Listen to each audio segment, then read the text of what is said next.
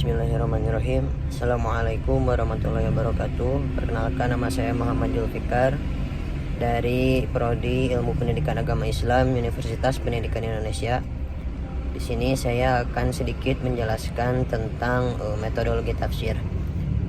Faqad qala Allah Ta'ala fi Kitabihil Karim, a'udzubillahi minasyaitonirrajim. Bismillahirrahmanirrahim.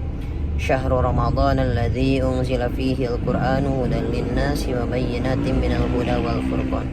Shadaqallahul azim wa shadaqa rasulul karim wa nahnu ala dzalika minasyakirin wasyahidin walhamdulillahirabbil alamin. Bismillah. Yang pertama, mengenai Al-Qur'an.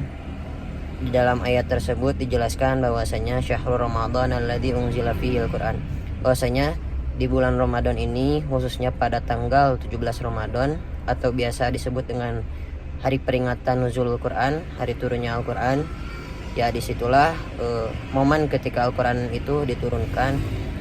Nah, di dalam ayat tersebut kemudian dijelaskan hudal linnas. Jadi Al-Quran itu adalah sebuah huda atau petunjuk.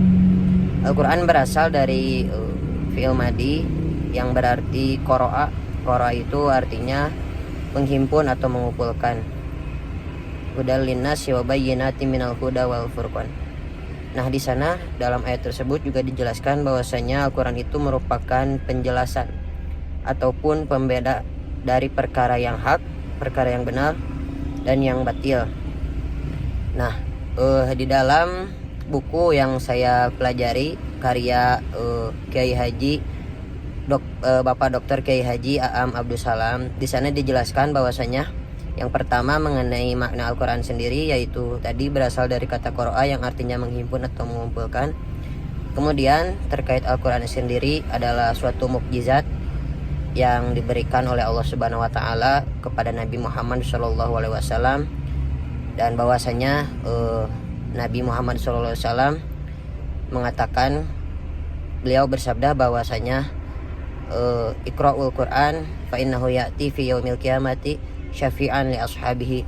Jadi bacalah oleh kalian, yakni Al-Quran, karena siapapun yang membaca Al-Quran, terutama di dalam bulan Ramadan, itu akan menjadikan sebuah syafaat baginya di yaumil qiyamah atau di hari kiamat kelak. Selain merupakan sebuah bacaan, Al-Quran juga di dalam ayat pertama, yakni dalam Quran surah Al-Alaq ayat pertama, yakni di sana ditegaskan bahwasanya ada ayat yang berbunyi Iqra. Nah, makna Iqra di sana tidak secara fi'il amar, tidak memiliki sebuah maf'ul bih, yakni ada beberapa ulama yang mengatakan bahwasanya Al-Quran ini bukan hanya sekedar bacaan, akan tetapi Al-Quran ini harus dipahami secara komprehensif. Nah, maka oleh karena itu, bagaimana cara kita memahami Al-Quran? Yang pertama adalah kita harus mempunyai guru ataupun seorang syekh ataupun mursyid, yang dimana guru tersebut memiliki kredibilitas yang tinggi terhadap pemahaman Al-Quran. Dalam ilmu Al-Quran tersendiri ada beberapa cabang ilmu. Nah, salah satunya adalah ilmu tafsir, dimana ilmu tafsir ini di dalam buku tersebut dijelaskan bahwasanya tafsir ini berasal dari kata akan memiliki akar kata, yakni fasaro yufasiru tafsiron. Nah, di sana jadi dijelaskan bahwasanya tafsir ini menurut sebagian ulama mengatakan bahwasanya tafsir ini memiliki pengertian al-bayan atau untuk menjelaskan sesuatu, menyingkap makna Al-Qur'an. Nah, salah satu metodologi yang pernah saya kaji yakni metode tafsir ijmali. Nah, di sana ada beberapa kata, yakni yang pertama ada metode. Metode ini berasal dari kata bahasa Yunani yang berarti methods atau sebuah cara. Nah, tafsir ini tadi bagaimana sebuah metodologi ini bisa menjelaskan makna di dalam Al-Quran itu tersendiri. Jadi metode tafsir ijmali. Nah, kemudian kata yang ketiga ada ijmali. Nah, ijmali ini secara bahasa berasal dari kata ijmal. Ijmal ini adalah bermakna global ataupun umum.